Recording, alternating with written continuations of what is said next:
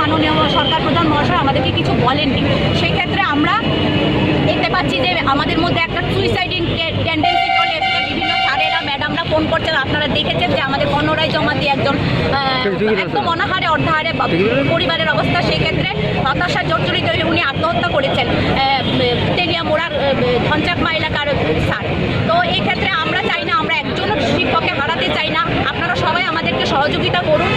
আপনাদের মাধ্যমে আমরা সারা রাজ্যে এবং মাননীয় মুখ্যমন্ত্রী মহাশয় এবং ব্যাংক কর্তৃপক্ষের কাছে আমরা এই বার্তাটা দিতে চাই যে আমরা এখন অসহায় অবস্থায় আছি, আমাদের কাছে ভাত খাবার জোগাড় নেই, পয়সা নেই। সেক্ষেত্রে আমরা লোন কোথা থেকে দেবো? সেক্ষেত্রে সরকার প্রধান মহাশয় যেন এই ব্যবস্থাটা করেন এবং ব্যাংক কর্তৃপক্ষ যেন আমাদেরকে আশ্বস্ত করেন এবং আমাদেরকে সহযোগিতা করেন। যতদিন একটা স্থায়ী ব্যবস্থা না হচ্ছে আমাদের চাকরির, ততদিন পর্যন্ত যেন মাননীয় চেয়ারম্যান সাহেব বা ব্যাংক কর্তৃপক্ষ আমাদের লোন কিস্তি সমেত আমাদেরকে স্থগিত রাখেন এবং যে অর্ডারগুলি দিয়েছেন যে ব্যাংক অ্যাকাউন্ট ফ্রিজ করে রাখছেন গ্যারান্টারদের এবং আমরা যারা লোন নিয়েছি আমাদের 10,300 তাদেরকে নোটিশ দেওয়া হচ্ছে, সেগুলি যেন প্রত্যাহার করেন এবং স্থগিত রাখেন। এই জন্যই আমরা আজকে এখানে মিলিত হয়েছি। আমাদের রাজ্যের সরকার প্রধান, ওনার একটা সম্মান আছে, ওনার চেয়ারের একটা দাম আছে, ওনার চেয়ারের দাম দিচ্ছি আমরা কিন্তু সরকারের বিরুদ্ধে কোনো রকম আন্দোলনে আজকে আসিনি। আমরা দেখতে পাচ্ছি যে আমাদের মধ্যে থেকে একজন ইতিমধ্যে আপনারা জানেন যে সুইসাইড করেছেন এবং আমাকে অনেক জায়গা থেকে ফোন করেছেন যে ম্যাডাম আমি তো ছেলে মেয়েদের ভাত দিতে পারছি না, আমি লোন কোথা থেকে দেবো? নোটিশ ধরিয়ে দিয়েছে। আমার একজন HM আছে, আমার গ্যারান্টার, ওনার ব্যাংক অ্যাকাউন্ট ফ্রিজ করে দেওয়া হয়েছে, ওনাকে নোটিশ দেওয়া হয়েছে।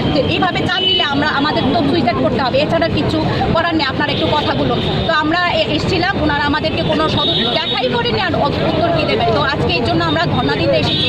আর আমরা মাননীয় মুখ্যমন্ত্রী মহাশয়ের যে আশ্বস্ত করেছিলেন গত 3রা অক্টোবর, আমরা কিন্তু আশ্বস্ত আছি।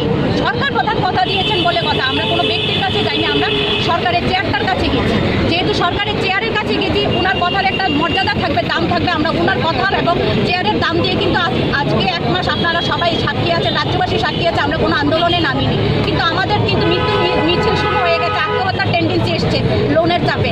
ফলে এটা আমাদের করতেই হতো। এর জন্য আমরা ব্যাংক কর্তৃপক্ষের কাছে এসেছি। এটা আমাদের সরকারের বিরুদ্ধে কোনো ঘোষণা নয় বা কোনো সংগ্রাম নয়। আমরা এখনও আশ্বস্ত আছি।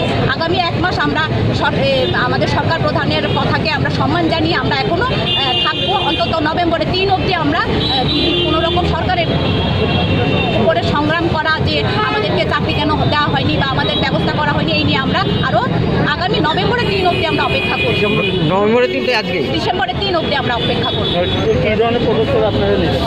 চাকরি না হলে আপনারা দেখতে পেয়েছেন আমরা জলকামান খেয়েছি, লাঠিপেটা খেয়েছি। এরপর আমরা কি খেতে পারি? আমাদেরকে যদি গুলি করে, গুলি খাবো। স্যারেরা আছেন, অফিসাররা এখানে আছেন, যদি আমাদেরকে মনে করেন যে আমাদেরকে মেরে ফেলবেন, মেরে ফেললে আমরা মরে যাব। আমরা মরেও যদি চাকরি হয়, সরকার যদি একটুও গলে, তাহলে আমরা মরতেও রাজি, তবু আমাদেরকে চাকরি দেওয়া হোক। আমরা আমাদের অধিকার থেকে এক পাও পিছু হব না, পিছু হটবই না। এবং সংগঠন, অন্য সংগঠনও বলছে অনশন করবেন, অনশনও যেতে হবে আগামী দিনে, যদি আমাদের কোনো স্থায়ী ব্যবস্থা না হয়।